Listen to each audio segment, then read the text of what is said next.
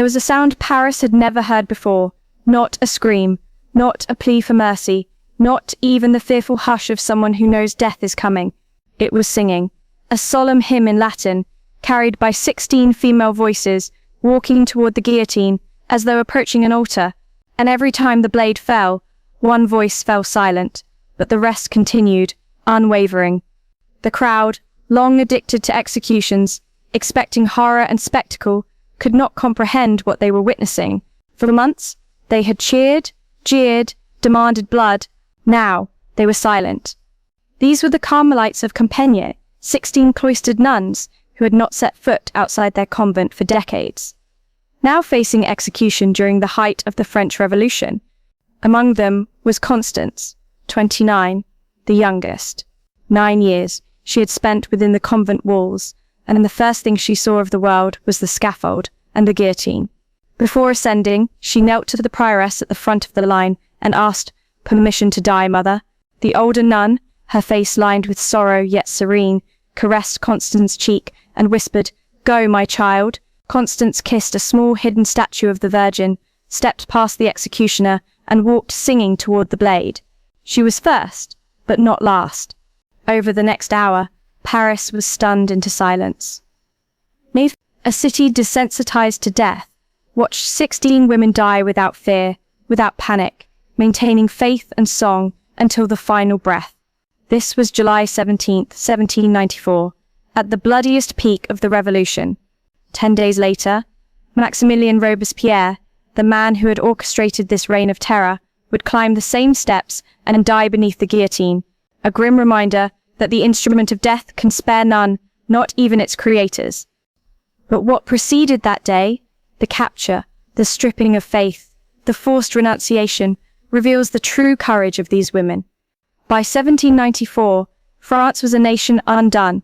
The revolution that promised liberty and equality had descended into a machine of death, and Maximilien Robespierre, head of the Committee of Public Safety, ruled with ruthless precision, seeing enemies everywhere.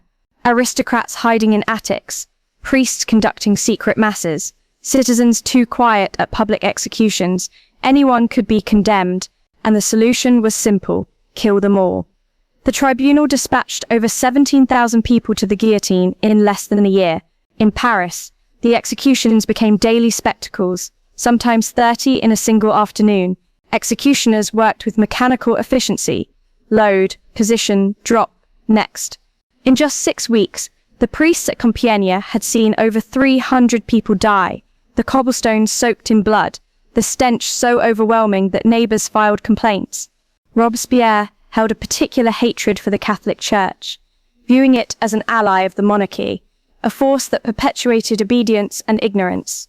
Churches were shuttered or repurposed, priests forced to renounce their vows publicly, religious holidays erased, even the calendar altered to remove Christian influence. Wearing a habit became a crime punishable by death. Then, for the 16 Carmelites, the quiet convent they had called home 50 miles from Paris had become a death sentence in waiting. In September 1792, soldiers expelled them. The sisters were scattered, forbidden to wear habits, forced into hiding, yet the prioress, Mother Teresa of St. Augustine, refused to let the community dissolve. She found 4 small apartments where the nuns could continue to pray in secret. Then she proposed something extraordinary, a voluntary offering of their lives, a sacrifice not to seek death, but to accept it if it came, in the hope that their suffering might bring peace to France. Some hesitated, fearful of such madness, but after hours of prayer, the hesitant returned and asked forgiveness for their doubt. The community agreed unanimously.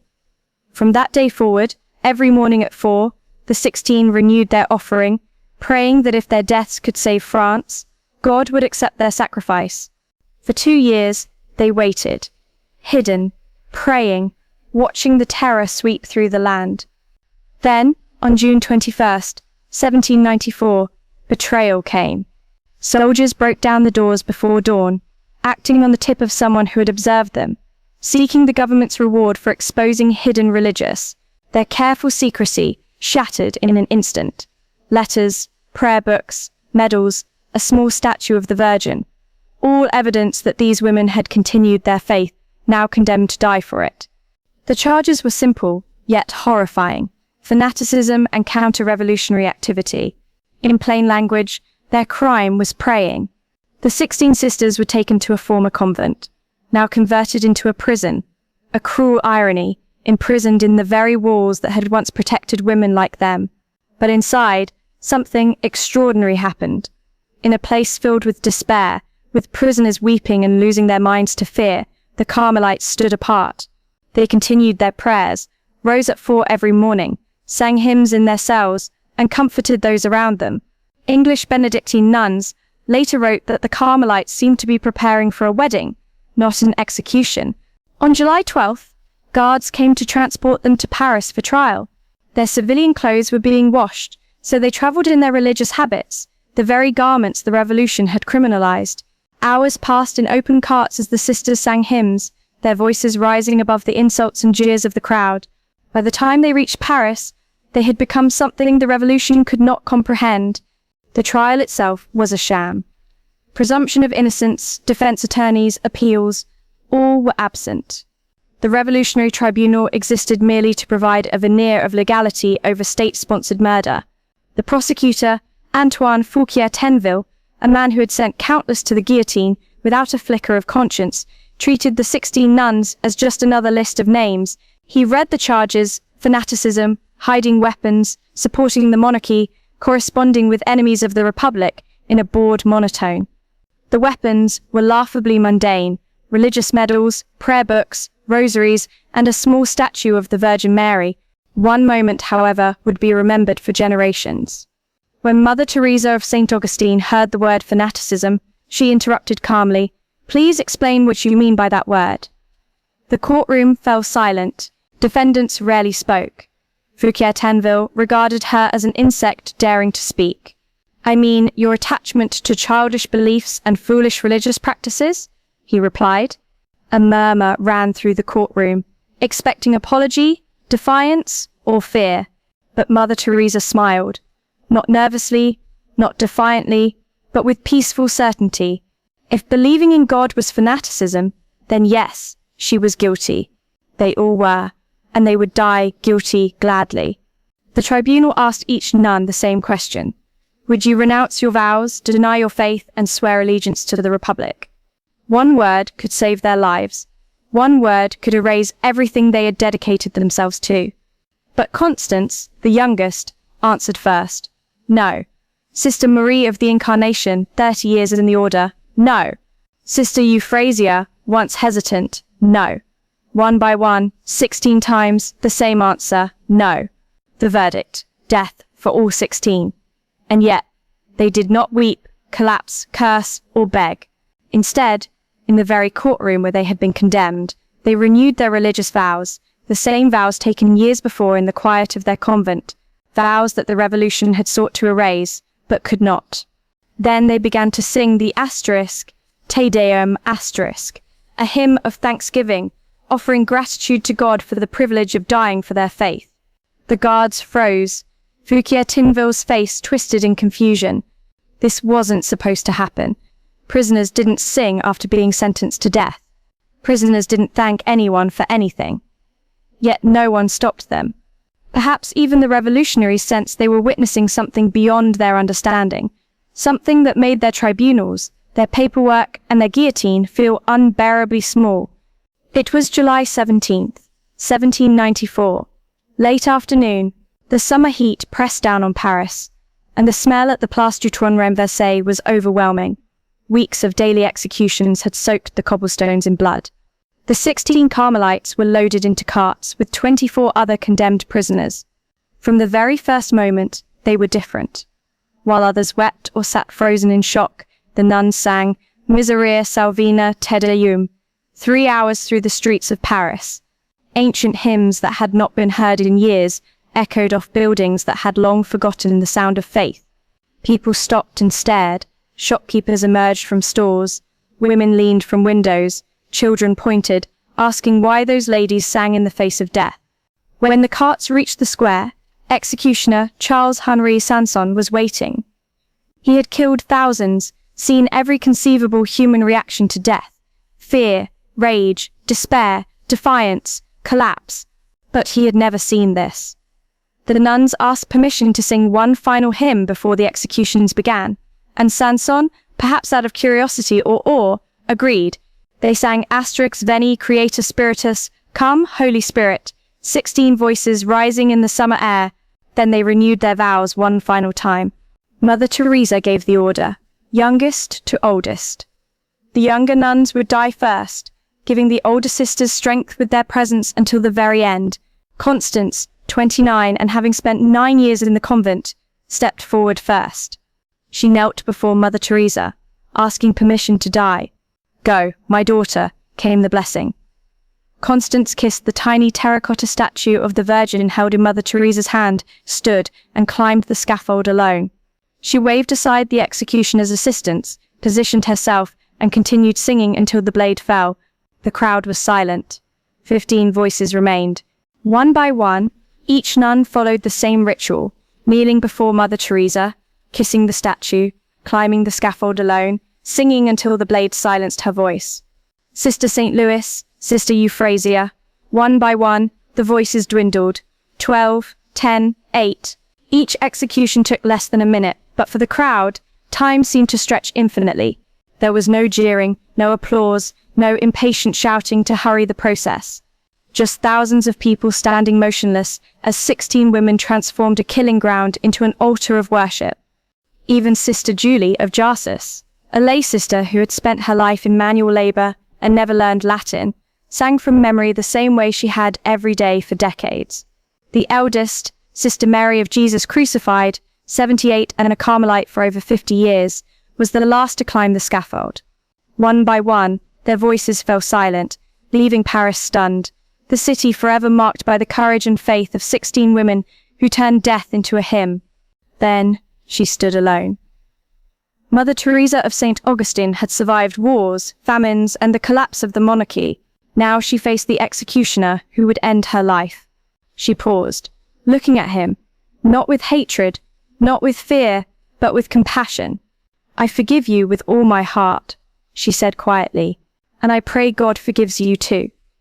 Charles Henri Sanson, who had heard thousands of final words, curses, prayers, screams, confessions, was stopped cold by her calm, unwavering forgiveness. She climbed the scaffold without help, still singing, carrying what remained of her sisters' voices. 5 voices, then 3, then 2, and finally only 1. Mother Teresa stood alone in the square, having watched 15 daughters die.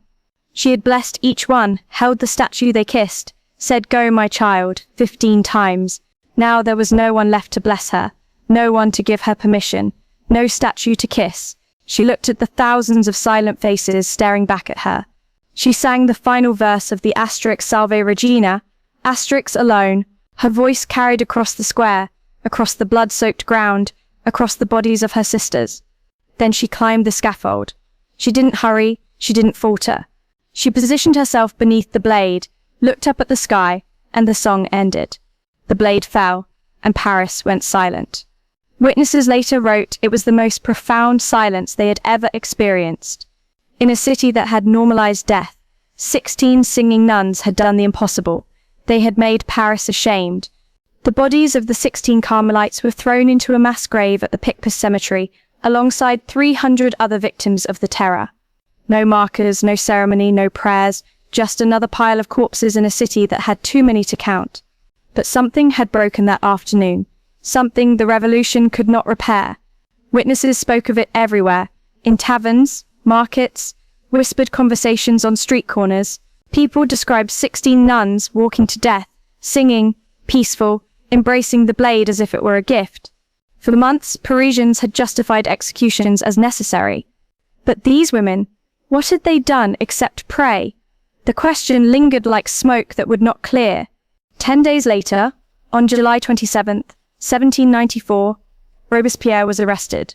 The architect of the terror, the man who had signed thousands of death warrants with a steady hand, suddenly found himself on the other side. The next day, July 28, he was dragged to the same scaffold where the Carmelites had sung. He did not sing. When the blade fell, witnesses say he screamed, a raw sound that echoed across the square. The reign of terror was over. Coincidence? Survivors of the revolution said yes, it was politics and timing. But those who had stood in that square were not so sure. Something had shifted on July 17th. Fear had been confronted, and 16 women had shown it could be defeated. That the guillotine only had power over the body, and that the spirit could remain unbroken. The English Benedictines imprisoned with the Carmelites survived, and when released, discovered the nuns' civilian clothes had been left behind. They preserved them as relics, sacred objects stained with the sweat and tears of martyrs, telling their story for the rest of their lives. The Catholic Church was slower to respond. For over a century, Rome said nothing official about the Carmelites, either ashamed of its inability to protect them or cautious of political repercussions. It was not until 1906 that Pope Pius X beatified the 16 martyrs, and only in December 2024 did Pope Francis officially declare them saints. 230 years. That is how long it took the Church to recognize what the crowd in Paris understood in a single afternoon. There is a cemetery in Paris where the Carmelites of the 16 are remembered. Picpus, hidden behind walls, away from tourist maps, it is quiet. Trees, grass, a small chapel, and a wall with 300 names of terror victims. Most forgotten, but 16 names still echo. Constance, Marie, Julie, Teresa, women who chose death over betrayal, who answered terror with music, who showed a city drunk on blood what courage truly looked like. Every July 17th, a small group gathers at Picpus, lighting candles, praying, singing the same hymns, Salve Regina asterisk Veni Creator Spiritus, voices keeping alive the memory of voices that once silenced a screaming mob. 16 women who believed their sacrifice could stop a massacre. Were they right? Did their deaths end the terror? History cannot say for certain. But one thing is clear. 10 days after they died, the architect of the terror died on the same scaffold, and 230 years later, people still remember the names of 16 singing nuns, while the names of their executioners have faded into nothing. Perhaps the real victory is not survival, it is being remembered for what you refuse to surrender. This is *Crown and Dagger*. We don't sanitize history, we show what actually happened. If you want more stories the world tried to bury, hit subscribe and leave a comment.